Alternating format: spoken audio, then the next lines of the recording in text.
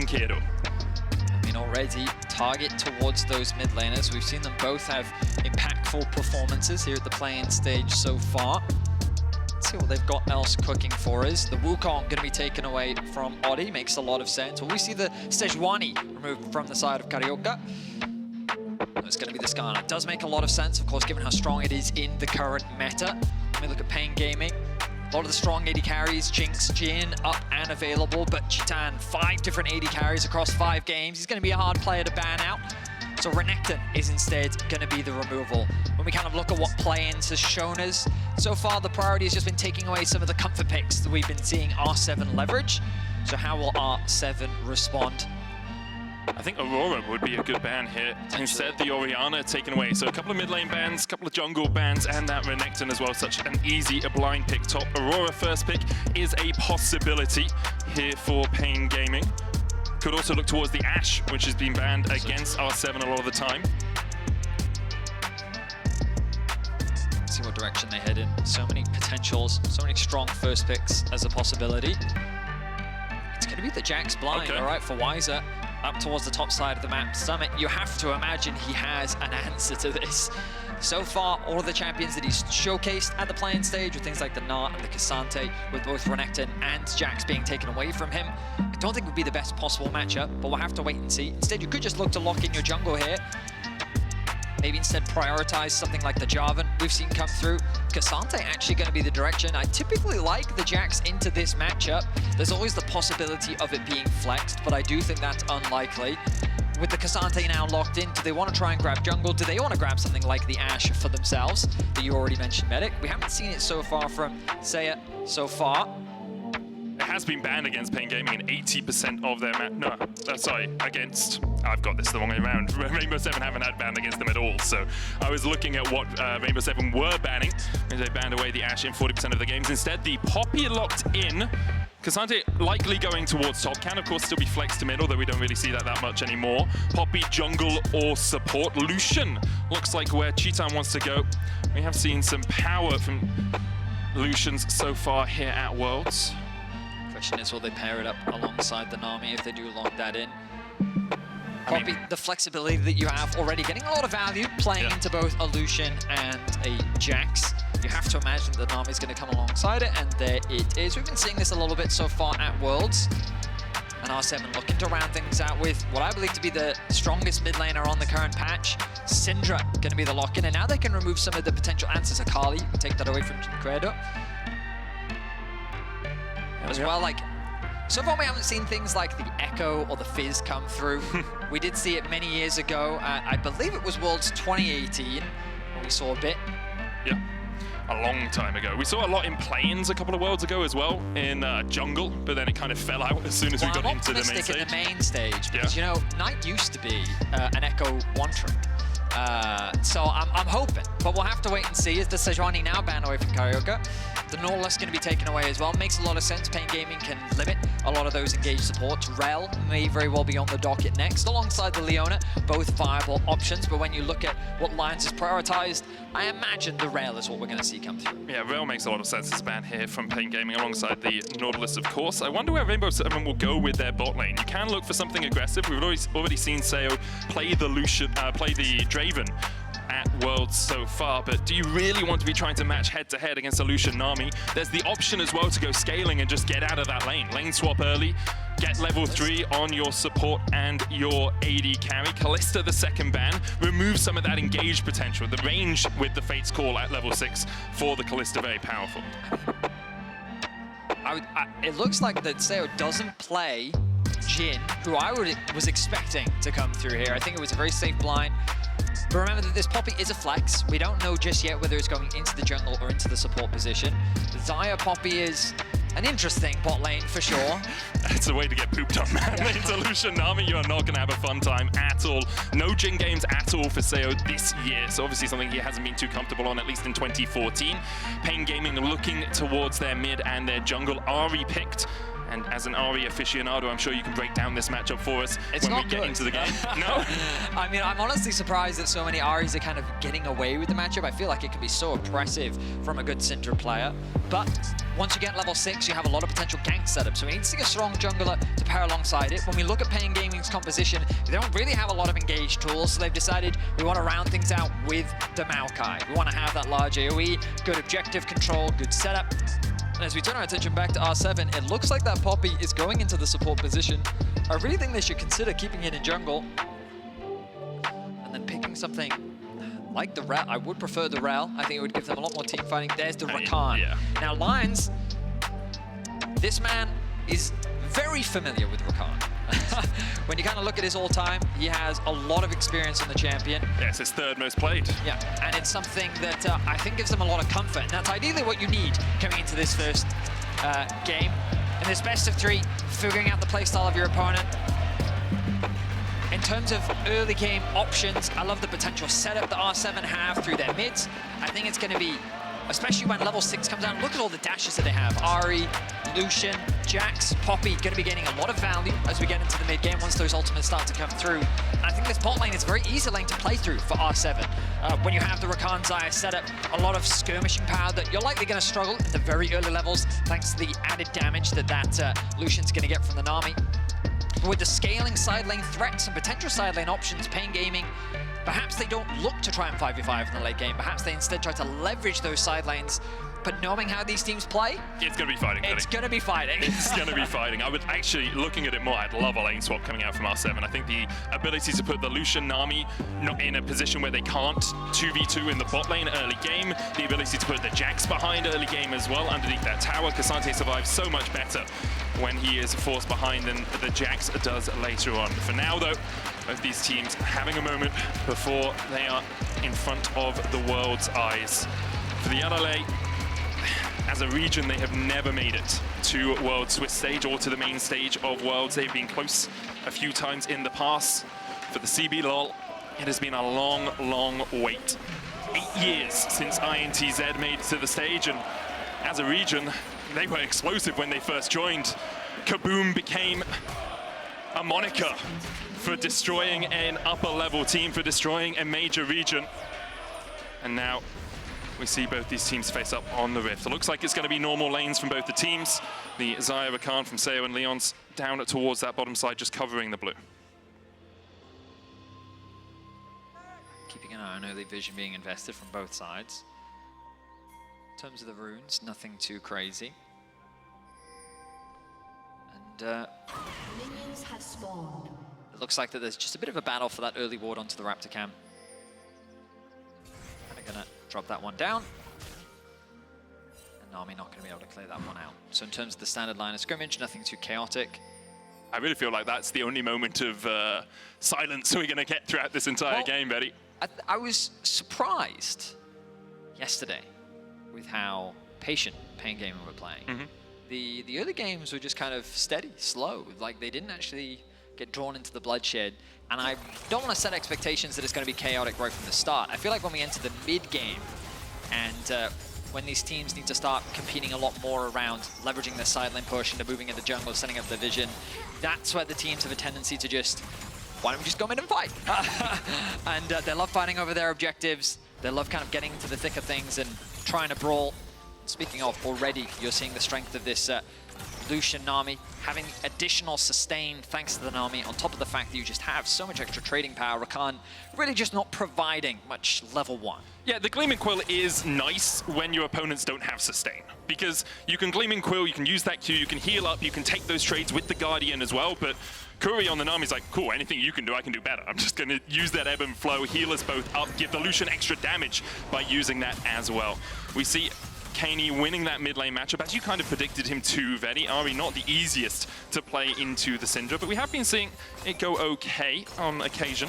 So, yeah, this is the thing that surprises me, because I feel like really good Syndra players make it very difficult to Ari to play the lane. And for context, the main reason is Ari's Q range is 900 units, right? Whereas Syndra's Q is 800.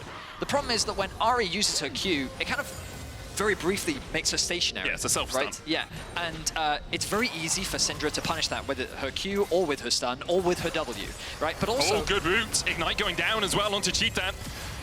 Had to pop the barrier and the heal. 2 sums for 1. The Blade Caller from Seo just catching Cheetan's heals. But he stands his ground. He doesn't burn the flash. Of course, he does have to use the barrier, but overall, still a good trade. And now Oddie, fishing.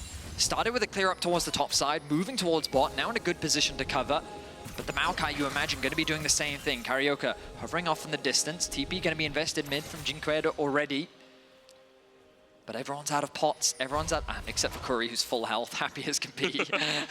But the wave is now pushing into Pain Gaming, which is a really nice position for them to be in. If R7 choose to back now, it's going to be very awkward. A freeze could be set up. You could also have Pain Gaming's bot lane go back to base and catch the wave. So they kind of need a bit of assistance to help get this lane through. And look at the problem that they now find themselves in. That wave is pushing against them. They don't have the HP. Curry has enough mana to continue providing sustain. And now the involvement of the junglers to help fix the wave state. And although Oddie is even in terms of CS, he is a camp down from his own jungle. He took a Scuttle Crab, but hasn't taken his blue yet. So that timer on the blue being extended by the fact that Oddie has to stay around here and make sure this wave shoves out. Cheetan and Curry shouldn't be able to hold this if R7 put a tiny bit of pressure on. Should be okay. Actually, with the wave coming in, R7 decided against any pressure. So Cheetan and Curry can just back around this corner and the wave will be in a very good spot for them. Nicely done. So, it's not the end of the world though for R7. They're not going to lose too much off the back of this. It's just that the wave is not going to be in the best state form. Yeah. And the problem for Seo and Leon's is you only have a cleanse, right? So the cleanse is, oh, that was nice from Curry. He was trying to get the final stack from the World Atlas as the back came out, so he got a stack up, was like, oh, I'll auto-attack this, but it looks like Cheetan was just out of range to actually have that stack go across to him. But the problem for Seo is even though you've burnt the barrier and the heal from Curry, you don't actually have a summoner that's going to do too much unless you get CC'd, right? So your anticipation is, I'm going to dodge the bubble anyway. I don't have a barrier against Cheetan and Curry. The cleanse will be good later on when there's Twisted Advance, when there's the Jackson, when there's the Charm. But in the lane, really, all it's going to do is get you out of that Aquapism or maybe a slow, which can sometimes change a fight, but rarely. True. I will say, though, that it's going to make Azaya, who's already pretty difficult to lock down, even harder. Oh, yeah. Later on, it's going to be so difficult. Thanks to the ultimate as well. And as a champion, you love it when people are trying to dive on top of you. Jax, Ahri, Lucian, all these champions that want to try and close that gap, create this space to dive on top. I will say Ahri is one of the better champions if she can leverage Fog of War because of how quickly she can catch you off guard. But in any case, overall, kind of steady, slow laning phase. Kind of what we talked about. Yeah. Things don't get chaotic for these teams in the laning phase. In fact, this is where I think we see some of the talent shine through from the regions, where they get to demonstrate some of their individual prowess. Speaking of, nice trading once again from the Pain Gaming bot lane. Yeah, really nice there from Cheetan, forcing Seo and Leon's away. With Carioca just around the corner as well, they have to back all the way away. Didn't quite see where the wave was, but looks like R7 investing in the top side for now. We'll give up this Drake if Carioca decides to get it, and they will go towards the Grubs. And we've mentioned it a couple of times already, but the history between these regions, although fierce, isn't multitudinous. They've only played 10 games against each other on the international stage. CBLOL 9-1 up. The last time LLA won was all the way back in 2019, and that was only a single series. They didn't actually, a single game. That wasn't even a series that PEX managed to pick up back then. CBLOL have been to the world's main stage 3 times, but not since Planes were introduced. They qualified through the International Wildcard Qualifier or the International Wildcard Tournament, but they've never actually been able to make it to the main stage since 2016. And that was Kaboom, Pain, and INTZ, right? Yep. Yeah, because then we had the infamous INTZ getting the upset against EDG back in 2016. Then, of course, I think we had Kaboom upsetting EU as Alliance, well. yeah. Alliance, yeah. Tin owns his Ahri still. I have nightmares. As Carioca is looking for a gank here, Vetti, in the bot lane. Cheetan level 6 as well has that, culling the cleanse away from the Aquapism, but he's not back with a Bramble Smash. And there's first blood to PNG. Carioca looking to make it to the flash away by Leon's into a sapling. That won't take for enough through the Gleaming Quill. Kaney on his way across. They can look to collapse, but Cheetan has both sums. Carioca still only level 5. Curry has the flash. Carioca has his as well. Kaney Can you find him? Cheetan dashing forward. The unleashed power is not enough, but Odi comes in for the kill. The knock-up on Carioca, now no flash for him, and that tree might be going timber. Odi puts down the steadfast presence, and Carioca, even with the Bramble Smash, will not survive. Kaney finds 2. A double kill for Kaney and a nice roam from the Syndra. Something you don't often see in the early game. Will result in this bot lane wave, though, still being awkward. The timing from PNG was flawless. With a nice stacked wave, they set up for the dive, and before the level 6 can come through, they're able to execute and find themselves first blood. But they back in the brush in the lane, allowing for Kaney's roam to find value. We look back at this dive, only level 4 for Seo. And with Cheetan being level 6, the culling doing so much work, so much farm lost there for Seo underneath the tower. But then they go back in this brush. They don't respect the fact that Kaney's on the roam, even though the Ahri has gotten the push in mids. They think that they can actually out-damage Kaney, but I don't know if you know this, Syndra level 6 really hurts. It's GG, okay? GG game of... They're able to find themselves 2 kills. Now, the good news for Seo is he did end up going mid and he caught a bit of farm, but you could see the discrepancy already being built. The good news for R7 is that their solo laners, things are going very well. Not quite sure what's been happening in the top lane, but Summit has steadily been building a nice advantage. He's got about a 2-wave lead. Meanwhile, in the mid lane, thanks to those 2 kills, Kaney is now looking to be very powerful with the Luden's Companion already completed. I do like the move from Seo off the respawn, going to mid, catching that wave, though knew that he couldn't really impact the bot side, and then Kaney stays bot, pushes out an extra wave. Seo can back, or at least move across through the jungle here to get back to his normal lane. Got that solo XP as well, so he's back up to level 6, which gives him the Featherstorm. Obviously adds that extra defensive tool for the Xayah. But when we were talking about all those freezes coming out from Cheetan and Curry, that's what comes out of it. That's what grows from those early freezes. Lack of experience for the enemy AD carrier, 2-level advantage early on, and the dive coming off, but not actually paying dividends in the end for R7. Only 100 gold between the 2 teams. First Drake secured by PNG. Next set of grubs, though, with Rainbow 7 already having 3 of them, is up in 1 minute's time, Vedi. Question is, will we see a swap come through from either side to control them? Oh, stun. Nice bit of damage. The Luden's Companion going to make this matchup so much harder. Kaney doesn't have flash, and we can see Wiser was already moving from the top side. Jinkedo going in with the charm. Leon's here to try and block, and they will survive. TP as well by Summit to join the party. They're going for Carioca first. Force of Will with the stun. Pulled back with the all-out. Wiser there trying to get a stun up, but can't quite land it. Odi caught in the bubble, but already 1 kill over to R7. Wiser locked up again, and R7 will pounce once again. They're punishing Pain Gaming. R7 responding to the plays from Pain Gaming incredibly well. Nice bubble there. Curry flashes over the quickness, the charm. Kaney on a rampage now, 4-0 on this Syndra. Just a nice bait and switch, Seo. Has the Featherstorm, has to use it to get away. In the end, exchange of ultimates between the AD carries. Yeah, so Cheetan is now going to be up against... He's got a big hill to climb. Yeah. Because while he's fighting his own... Oh, he's overstayed. He has the flash and barrier, flashes away, but still gets knocked up. Keeper's verdict. Cheetan's guilty of overstaying. Leons gets his first of the game. Wow. So R7, they shut down the strong point for Pain Gaming. A single overstep from Cheetan costs him a lot. The kill does go over to Leon's, but you know what? That's still damage done. A 1.2k lead overall for R7 now. As we turn our attention to mid lane, they're trying to punish the flash with Syndra. This makes sense. But look at the return damage coming out from Kaney. Even though the root comes down, the ultimate immediately forces Jinkedo out of the fight. And then the follow-up stun from Kaney onto the Maokai, who doesn't have flash as well. The fact that Kaney was able to pick up kill after kill is going to do wonders for this R7 squad, as PNG thinking that they can still go for something. The bubble will connect here as everyone starts to disengage. I don't think Curry really wanted much off the back of this, but Jinkedo looking for a bit of a trade, gets stunned up.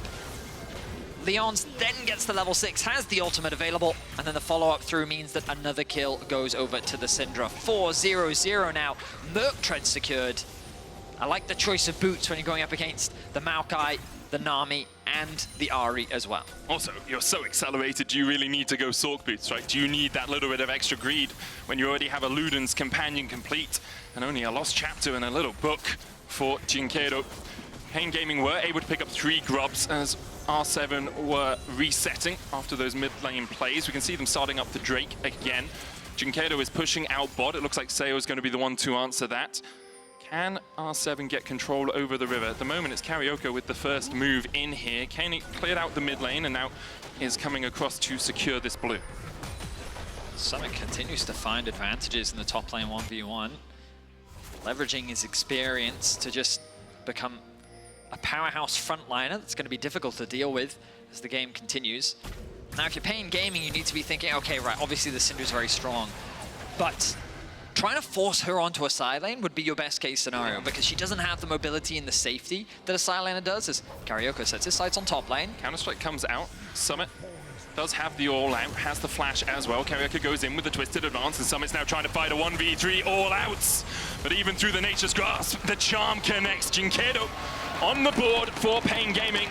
You give up the Drake for this, but Pain Gaming decided it was worth. I mean, we just talked about the side lanes, and this is where I think Pain Gaming needs to try and play through, because the beauty of Ahri is that she has great setup. She can shadow laners, she can potentially shadow the Jax to look for picks onto Summit, or maybe she can work with Maokai to attack the Syndra in a side lane. Like, they have side lane options if they can gain that control. Funneling these plates is going to give them a nice advantage.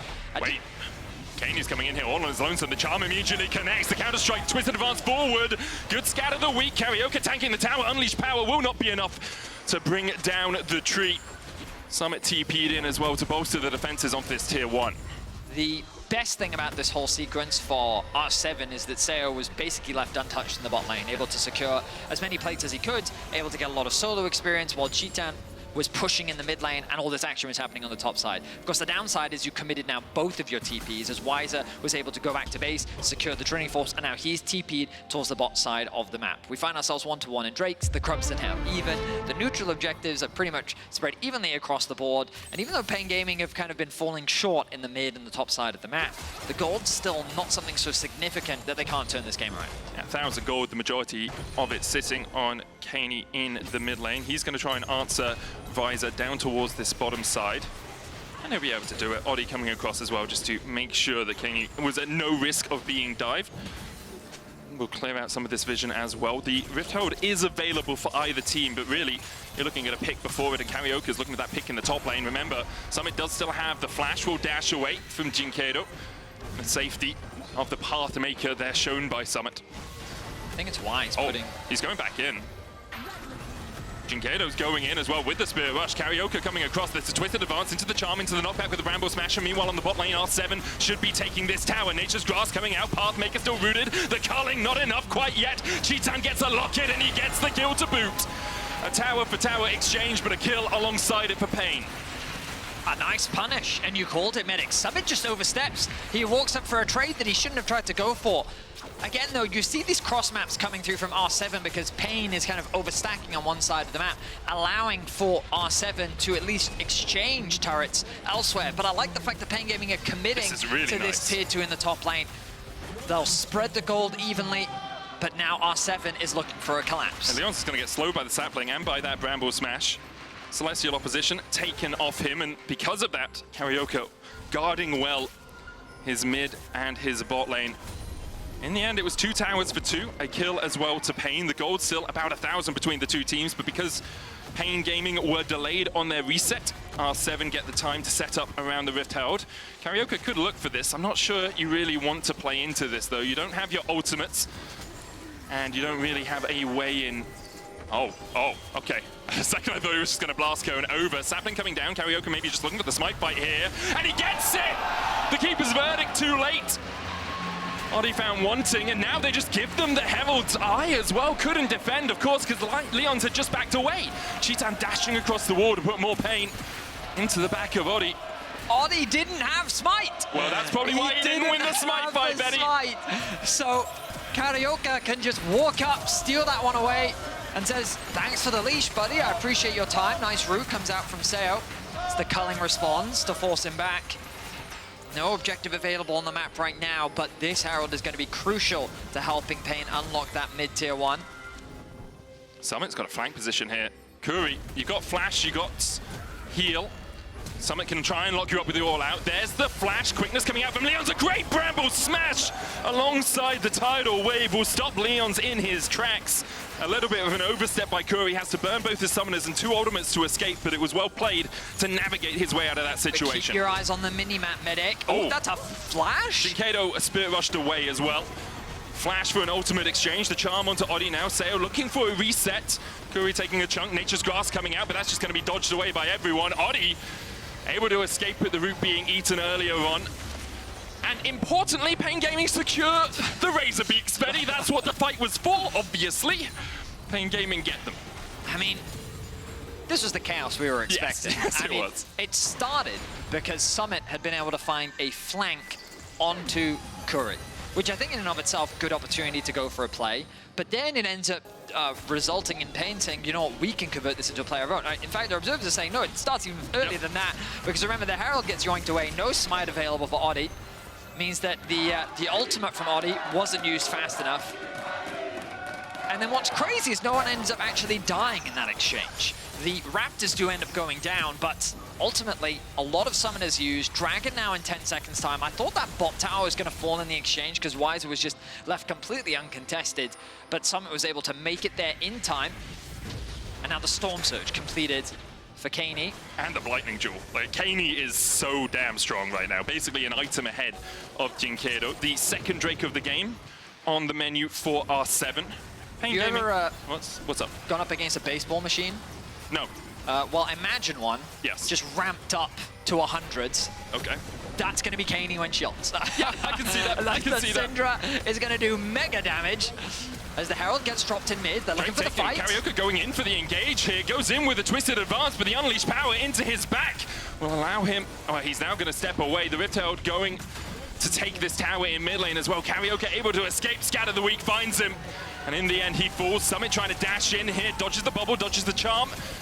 But can't dodge close enough to Pain Gaming to find that all out. I mean, the objectives are still being traded. Pain Gaming, they were able to secure mid. Summit oversteps again. There's the charm. Summit falling low. Pathmaker, quickness. Doesn't land the knocker, but the stun still going on to Cheetan. He tries to escape. He's slammed into the wall.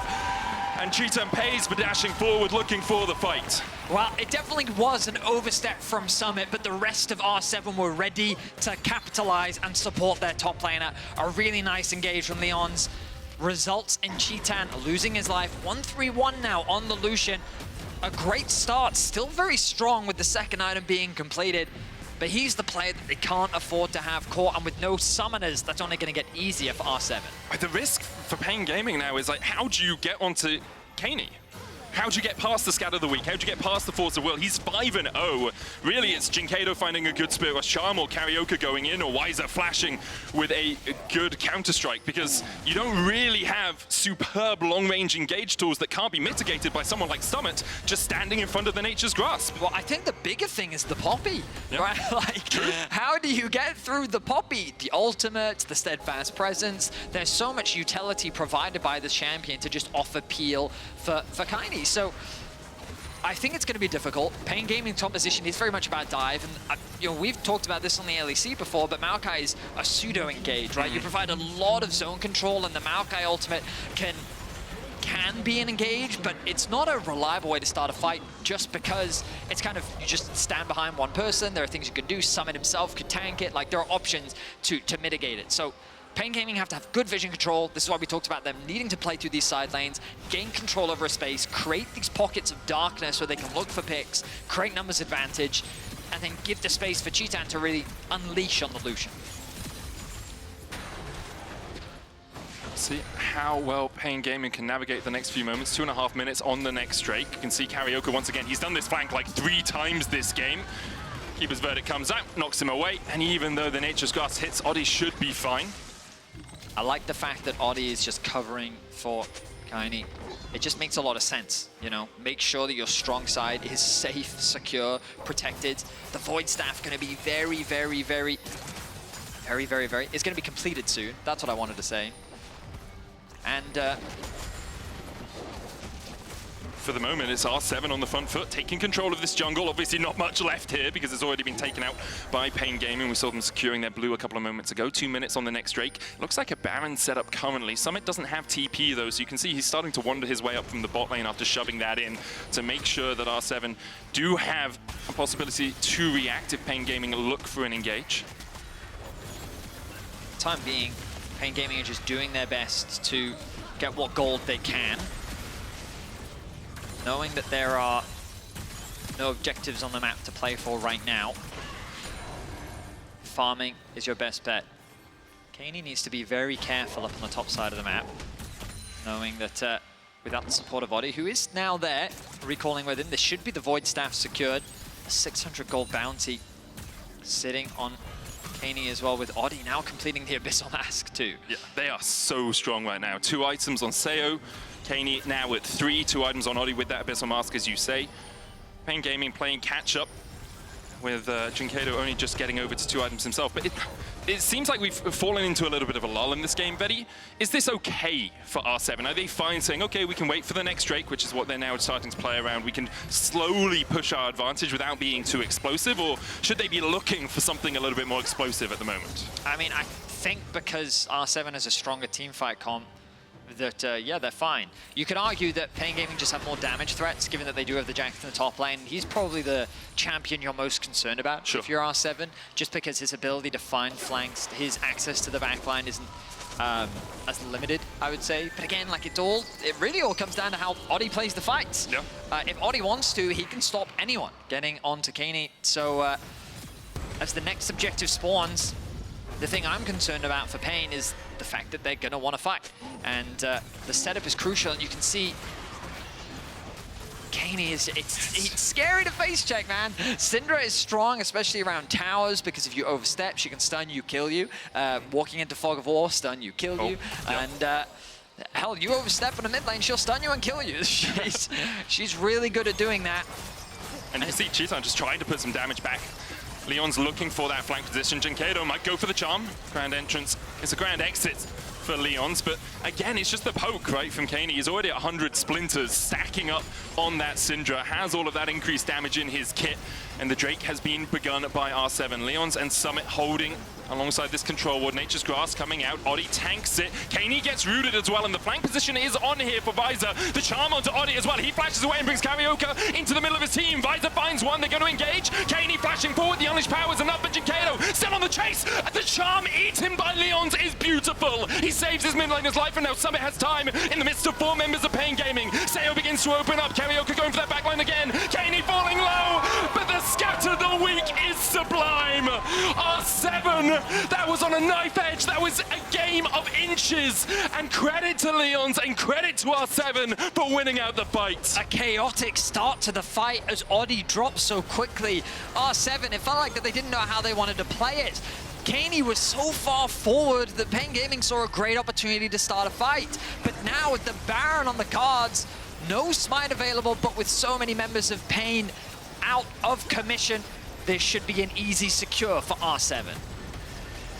Man, I know I'm a support main, and I talk about supports all the time, but if you rewatch Leon's in that fight, he literally saves the entire fight for them. Keeps Kaney alive, doesn't give over the bounty. He's yet to die this game as well. Crucially, Jinkado missed the charm onto a rooted Syndra that could have made the difference at the very end of the fight.